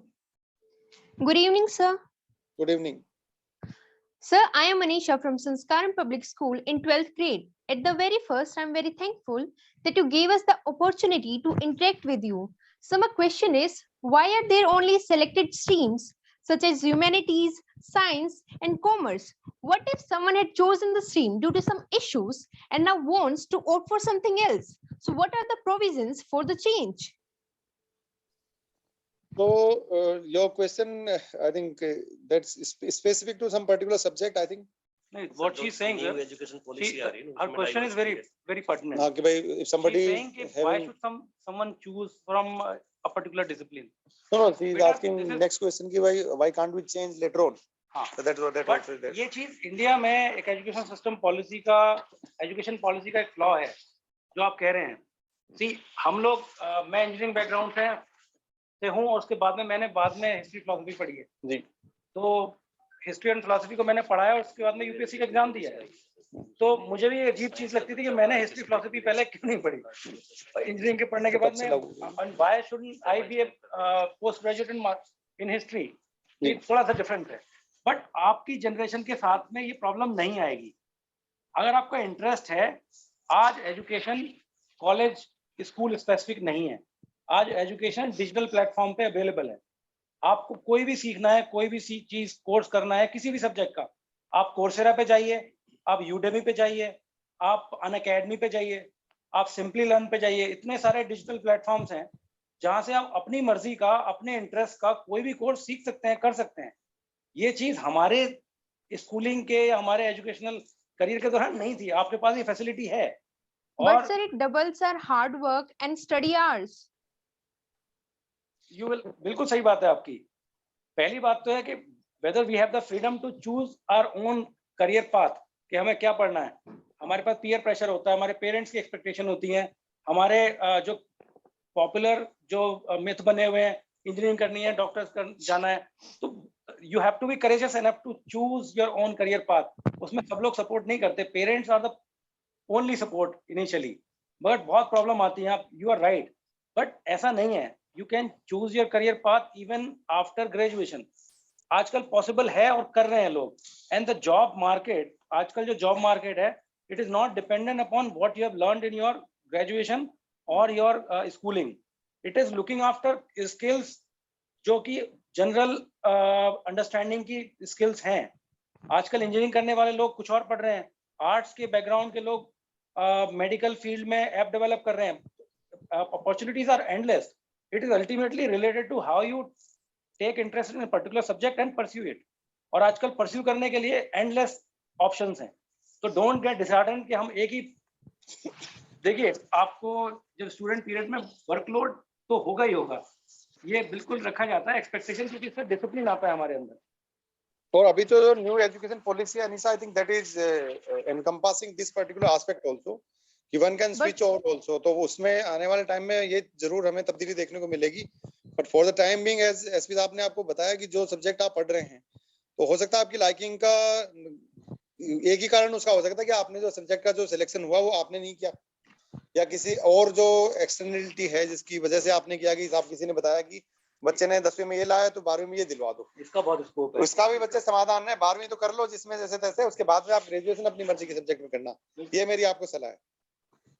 Yes, ठीक है sir. बेटा? Sir, as जी। sir told that it is our education policy's fault that job market isn't accepting the knowledge which we have acquired from the schools. So why aren't we getting the skills or like practical knowledge in our schools? That's what I'm saying. With the new education policy, that policy making takes some time. So it might have been demand from it might have been demand driven rather than the supply driven. So as you have already told me that if the job market wants X, then we must also teach X. So I think the Yes, policy is going to be aligned to that. Yeah, it's evolving and it will be there in, I think, maybe a few years. Ji. Thank you, sir. Now, next is Sumit from PDM Public School. First of all, a very good evening, sir. Good evening. Sir, this side Sumit of class 12 student from PDM Public School. Ji. The question which I will be putting in front of you, sir, is how do parents perform a key role in students' life when they are appearing for board exams or any competitive exam? The first and foremost thing, parents need not to perform. They need not to prove it to their wards. They have already proven that what they were supposed to. So they are there to anchor yourself or to help you understand things. They are just in the role of facilitators. What all is required, maybe a comfortable house or of their understanding and their capabilities. It can vary from person to person. Car तो car होती है, BMW भी car है और Alto भी car है. हर किसी के पेरेंट्स की कैपेबिलिटी अपने अपने हिसाब से तो उनकी 100% होती है. They always want to give best to their wards. तो अपने बच्चों को, हर माँ बाप की इच्छा होती है कि मैं मेरे बच्चों को आसमान से सितारे तोड़ के लाके दूं. फर्क हमारी अंडरस्टैंडिंग में है, वो हम उन सितारों को देख ही नहीं पाते बच्चे. तो मूवी देखिए सबने तारे जमीन पर, तो जो लेटेस्ट डांसिंग वाला हिसाब हो जाता है हमारे साथ, दिक्कत वही होती है उसमें. हम समझने की कोशिश नहीं करते कि पेरेंट्स ने किस पर्टिकुलर सेट ऑफ सर्कमस्टांसेस में, किस माहौल में हमें जो आज फैसिलिटीज हमें प्रोवाइड करी हैं वो कर रहे हैं. जैसा एसपी साहब ने भी पहले किया था, उसी को मैं ऐड ऑन करना चाहूंगा कि बच्चे आज जो ऑनलाइन का जो अभी जो 2 साल से जो दौर चला है, I think this is something new to all of us. इसके लिए कोई भी हमारा जो सोसाइटी था उसके लिए we were not even geared up और प्रिपेयर्ड. तो ये हमारे लिए एक नेगेटिव एक्सटर्नलिटी में कहूंगा इसको. एक ऐसा फैक्टर आ गया कि इसने सारे जो रेशनल जो थिंकिंग के हमारे आयाम थे उनको इसने ध्वस्त कर दिया.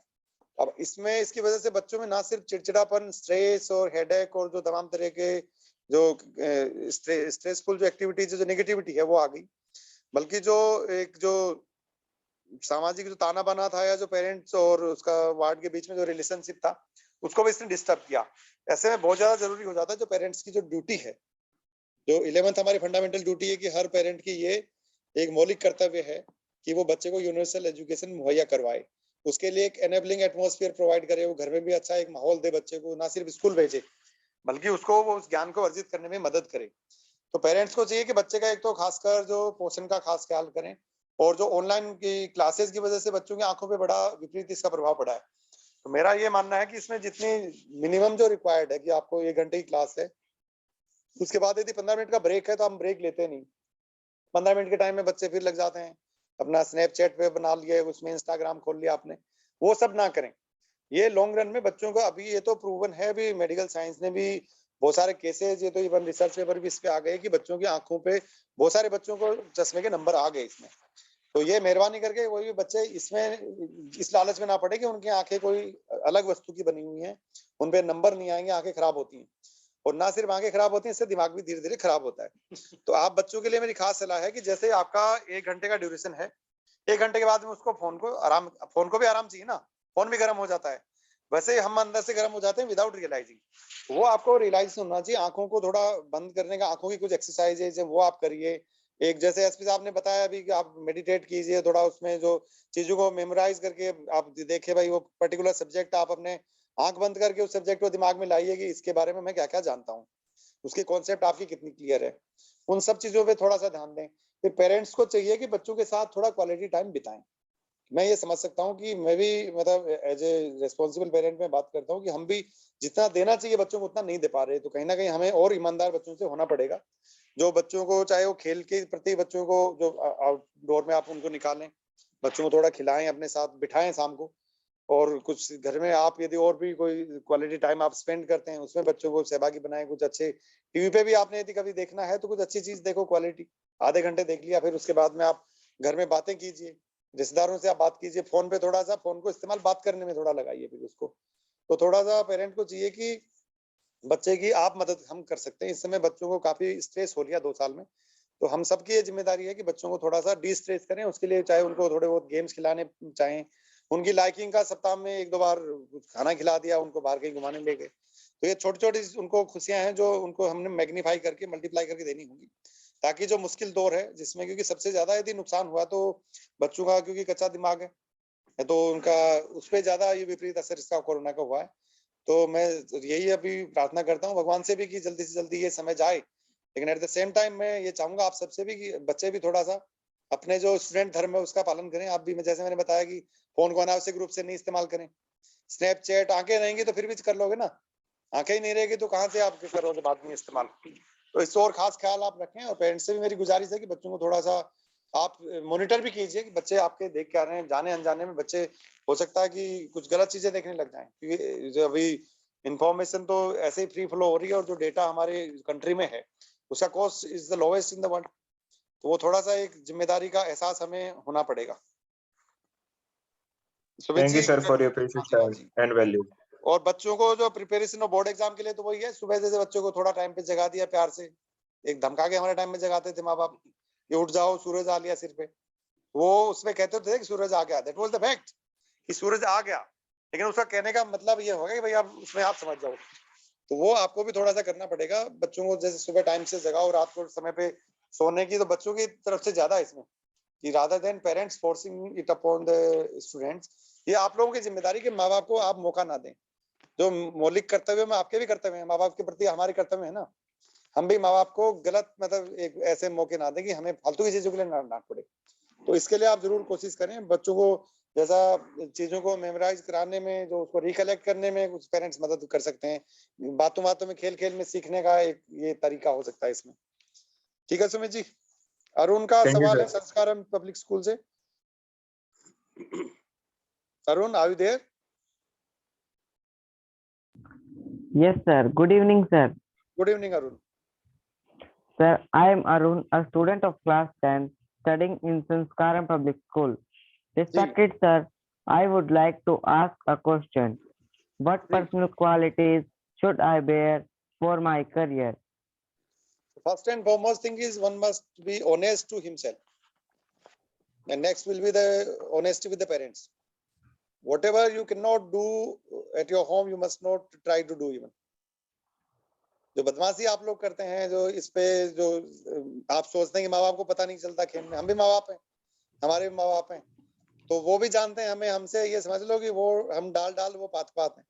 ये उल्टा हम ना सोचे आज की जनरेशन की, भाई माँ बाप को कुछ नहीं पता, वो फोन भले स्मार्ट है लेकिन माँ बाप उनसे ज्यादा स्मार्टर है।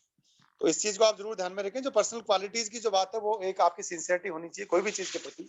whatever goal you are pursuing in your life, you must be honest, you must be sincere, and you must always have the positive approach or the aptitude. आपका एक एप्टीट्यूड ठीक होना चाहिए।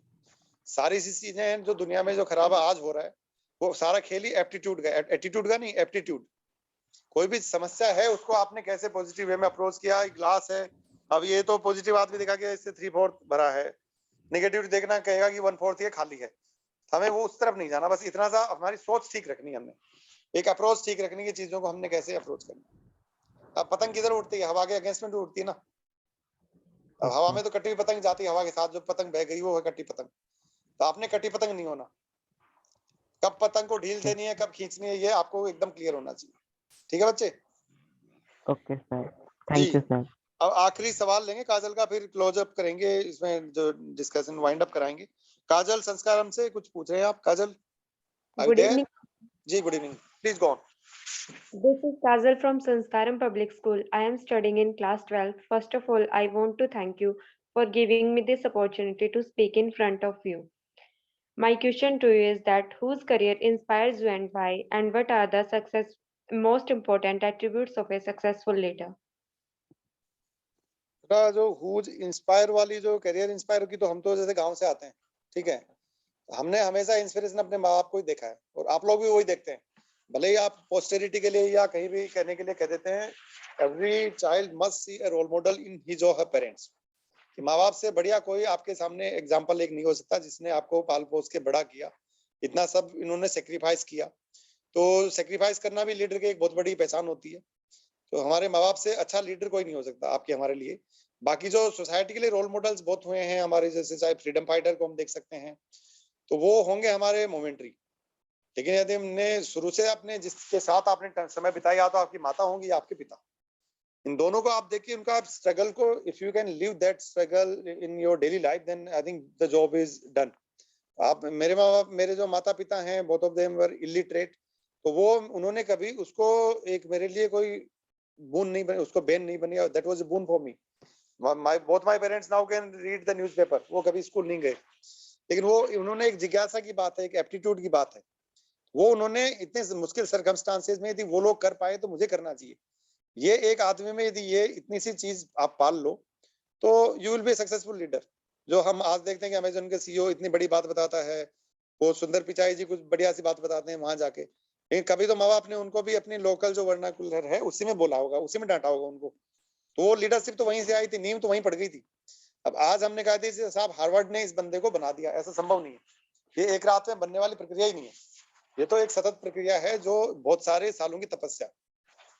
जो माँ बाप ने हमें आपको जो संस्कार जो दिए हैं, बेसिक जो वो एट्रीब्यूट्स जो हमें मिले हैं, उन्हीं का ये सारा जो मोल्डिंग है, उन्हीं का जो इंटरप्ले है, और जो आउटकम जो भी हमारी लाइफ में चाहे किसी भी फील्ड में हम परस्यू करेंगे, उसका कहीं ना कहीं उस चीज से आपको प्रभावित जरूर रहेगा। जैसा आपका बचपन रहा है, जिन परिस्थितियों में आपने बचपन अपना निकाला है, वो चाहे बगैर चाहे भी वो आपको कहीं ना कहीं आपके जो कैरियर शेपिंग में हो या आपकी जो बाकी जिंदगी है उसको आपको जीने में वो आपको जरूर वो एक मदद करता है या उसको और वो प्रभावित करता है। तो जो रोल मॉडल की हम बात करते हैं, दूसरी वाली वो जो से हमारा जो संविधान के नीति निर्देशक तत्व है। अब किसी व्यक्ति ने यदि पहिए का आविष्कार किया तो आपको हमको उसको दोबारा करने की आवश्यकता नहीं है, उसने आविष्कार किया, हमें उसकी समझ नहीं है कि उसने कितना इसके पीछे लगाया। जो एडिसन साहब ने बिजली का बल्ब बनाया, कितने फेल्योर के बाद वो बल्ब बना। तो एक फेल्योर के बाद जो उठ खड़ा होने की जो क्षमता है, जो काबिलियत है, वही एक अच्छा लीडर बनाती है। अब हम यदि सोचेंगे 10 आउट ऑफ 10 मुझे हर एग्जाम में मिले, बढ़िया से मिले, बढ़िया मिले। अब मुझे कार तो बहुत अच्छी चलानी आती है, लेकिन यदि कार में कहीं पंक्चर हो गया रास्ते में, मुझे यदि स्टेपनी बदलनी नहीं आती तो मैं अच्छा ड्राइवर नहीं हो सकता। तो जब मेरी कार पंक्चर होगी तभी मैं जानूंगा कि कार में कुछ पंक्चर भी चीज होती है, कुछ फेल्योर होता है जिंदगी में। तो बिना फेल्योर के आप जिंदगी में बहुत अच्छा नहीं कर पाएंगे, ये भी है। तो पर इसका मतलब ये भी नहीं कि डेलिबरेटली आपकी उस फेल्योर को लेके ही आओ, आप कोशिश करो ईमानदार, लेकिन आप उसको विजुअलाइज भी कीजिए, आप उसको रियलाइज भी कीजिए और इंटरनलाइज भी कीजिए कि मैंने जो गलती करी, तो जो ये मेरा जो फेल्योर था वो किन किन चीजों का एट्रीब्यूट है। अब आप देखिए बहुत सारे फील्ड्स में, जैसे स्पोर्ट्स की मैं बात करूं छोटी सी, तो इसमें जितने सक्सेसफुल कोचेज भी हैं बहुत सारे, हो सकता है बहुत अच्छे अपने करियर में बैट्समैन या बॉलर बहुत अच्छे नहीं रहे होंगे, लेकिन उनको ये चीज पता है ये काम नहीं करने से ये काम इसका रिजल्ट अच्छा आएगा। जितने कोचिंग आपके इंस्टीट्यूट देख लीजिए, बाकी तमाम जितने लोग जो करियर के बारे में जो बात करते हैं, मोटिवेशनल स्पीकर्स आप देख लीजिए, वो आपको यही चीज बताएंगे अप्स एंड डाउन्स के बारे में लाइफ की। तो आपको हमेशा ग्राउंडेड रहने की कोशिश करनी चाहिए, always stick to your roots, उनको जड़ों को नहीं भूलना। आप चाहे कुछ भी बन जाए, वो आपके माँ बाप से जो लकीर उन्होंने खींच दी माँ बाप ने, आप उस लकीर को बड़ा ही रखिए हमेशा, उस लकीर को छोटा करने की कोशिश कोई बच्चा करे भी नहीं, क्योंकि हो नहीं पाएगी। तो इतना सा आप दिमाग में रख लें, उसके बाद तो स्काई इज द लिमिट। और माँ बाप का, बड़ों का आप आदर करके ही ऊंचाइयों को छू सकते हैं। एसपी साहब भी इसमें ऐड करेंगे जी। सब मेरा मानना है कि आज बच्चों को ये जरूर समझना है कि सब में एबिलिटी है, हर बच्चा एबल है, केपेबल है, और उस बिलीफ को रखना कि हम सब केपेबल हैं और जो करना चाहें वो हम कर सकते हैं। करने के लिए चाहिए अनुशासन, डिसिप्लिन, कि वो करने के लिए अगर आपको 80% नंबर या 100% नंबर लाने हैं तो उसके लिए आपको अपना टाइम टेबल इस तरह का बनाना पड़ेगा कि हर सब्जेक्ट आप हर दिन रिवाइज कर रहे हो और पूरा सिलेबस कवर कर रहे हो। पूरा सिलेबस कवर करने के लिए आपको टाइम देना पड़ेगा और टेबल पे बैठना पड़ेगा। पहले तो डिसिप्लिन ये है कि आपको टेबल पे बैठना है, सो के नहीं पढ़ना है जी। तो इस तरह की छोटी छोटी चीजें, डिसिप्लिन, फिर आपको उस टाइम टेबल को फॉलो करना, believing in oneself and discipline to follow what you believe in, ये पहली शर्त है आपको लीडर बनने के लिए या आगे जिंदगी में सक्सेसफुल होने के लिए। और तीसरी मेरे हिसाब से है कि your capacity to acquire knowledge, experiences जो आप बाहर लोगों से इंटरेक्ट करके या पढ़ के या चीजों को करके देखते हो। अगर आप चीजें ट्राई नहीं करोगे, अपने नई चीजें ट्राई नहीं करोगे, तो आप कुछ नया सीखोगे नहीं। तो चीजों को, नई चीजें जो हमें नहीं आती, अगर नहीं आता तो कोई बात नहीं, और उसको करके सीखना, देखना, उस चीजों से हम बहुत सीखते हैं। नई चीजें ट्राई करना, जो हमने कभी अपने आप को कंफर्ट जोन से बाहर ले जाना। अगर हम स्विमिंग पूल में तैरना जानते हैं, तो क्या हम नदी में तैर सकते हैं? तैरने का असली मतलब पता कि हमारी कैपेबिलिटी तैरने की, स्विमिंग की क्या है, जब तक आप अपने आप को नदी में और समंदर में टेस्ट नहीं करोगे, तो आपको नहीं पता कि how good a swimmer you are. तो अपने कंफर्ट जोन से बाहर जाना वो बहुत जरूरी है। उसी से हमारी जो इनर कैपेबिलिटीज होती हैं, कॉन्फिडेंस जनरेट होता है, वो उसी से होता है कि हम नई चीजों को, नई जो चुनौतियां हैं उनका सामना कर सकते हैं, हमें इतनी हिम्मत है, मादा है और कर सकते हैं। ये कैपेबिलिटी रखना और नई चीजों को ट्राई करना बहुत जरूरी है हमें जीवन में। हम जिस एक डोर से बंध गए उसको फॉलो करने की जरूरत नहीं है, नई चीजें फॉलो करना, नई चीजें करना, बाकी लोग क्या कर रहे हैं उन चीजों को ट्राई करना, अपनी जो बाउंड्रीज है उन बाउंड्रीज के आगे जाकर दूसरी चीजें करना। लेकिन वो ब्लू व्हेल वो नहीं करना इसमें बच्चों। वो उसमें भी टारगेट और टास्क मिलता है ना कि ये करना वो करना। तो एसपी साहब आपका बहुत बहुत धन्यवाद, आपने आके बच्चों को बड़ा ये एनर्जी बताया। और बच्चों आप सबको मेरी शुभकामनाएं नए साल की और अच्छे स्वास्थ्य की। बढ़िया से पढ़ाई करते रहिए, फिर से ऐसे किसी सेशन में फिर से हमसे मुलाकात होगी आपकी। और मैं चाहूंगा कि हमारे डीओ साहब कुछ आपको बताना चाहेंगे 1 मिनट के लिए। Thank you, sir. Really, it was very wonderful session for all the students, and it will be really have everlasting impact on your minds. Now, I would like to invite District Education Officer Sri BP Rana ji to thank all the officers for this wonderful session. Sir, please. Hello बच्चों, कैसा लगा बच्चों? बहुत अच्छा लगा sir. अच्छा लगा sir. क्या सब प्रफुल्लित हैं, खुश हैं? Yes sir. Yes sir. Yes sir. मैं भी बहुत खुश हूँ क्योंकि बहुत अच्छे प्रश्न आप सभी ने पूछे और माननीय उपायुक्त जी ने एक प्रश्न का बहुत बारीकी से जो है ना जवाब दिया। क्या आप दोबारा ऐसा सेशन चाह रहे हैं? Yes sir. बहुत प्रफुल्लित। Yes sir. तो मैं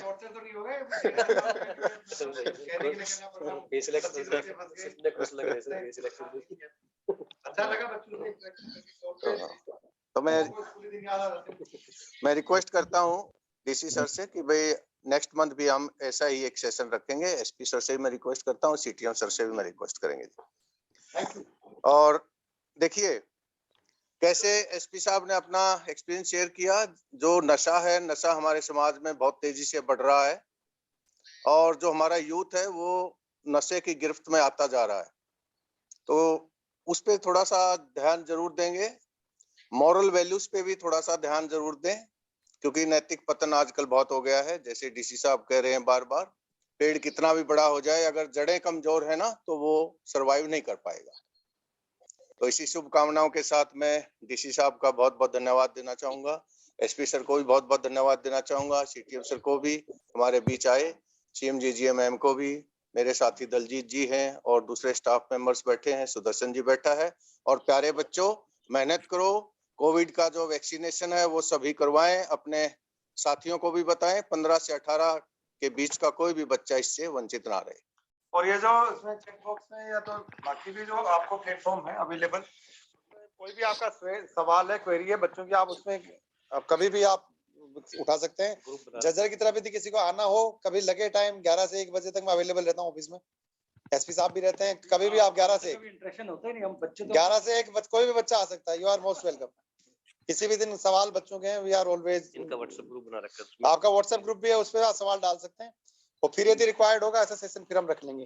तब तक के लिए सबको एग्जाम की शुभकामनाएं। अच्छा आप करें, और जीवन का हर एग्जाम आप, हर इम्तिहान आप अच्छे से पास करें, ये हमारी शुभकामनाएं। Thank you so much.